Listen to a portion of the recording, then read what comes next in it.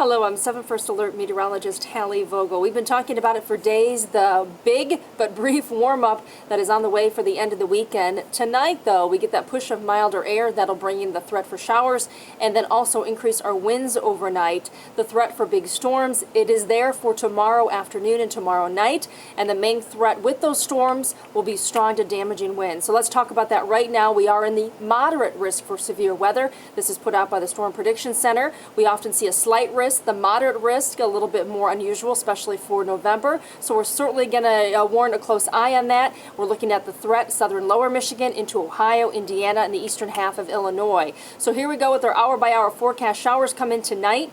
We get a bit of a break as we go through the early afternoon. While it's nice to get a break with the milder temperatures, it'll actually promote the possibility for severe weather as we go through the day. We start to stabilize a bit. The cold front starts to push in. It'll push in some of that strong cold air behind it, out ahead of it. It is still warm, so the collision of those two air masses kind of fighting it out, and the result, stormy weather, and we could see, again, an area of straight line winds. Damaging winds of 60 miles per hour or greater is the possibility with any storms that do develop. Hail and also isolated tornadoes cannot be ruled out. I did stop it here in the evening tomorrow. That is when the threat really gets underway. It starts to peak around 5 or 6 at this point, and then ending after about 8 o'clock. As the sun, of course, goes down, we lose that instability. The cold front passes through. We are anticipating still strong winds behind that front going into late Sunday night and Monday. Here is our fast number. We use this in the case of severe weather, and this is warranted here. Our first alert storm threat is highest for the concern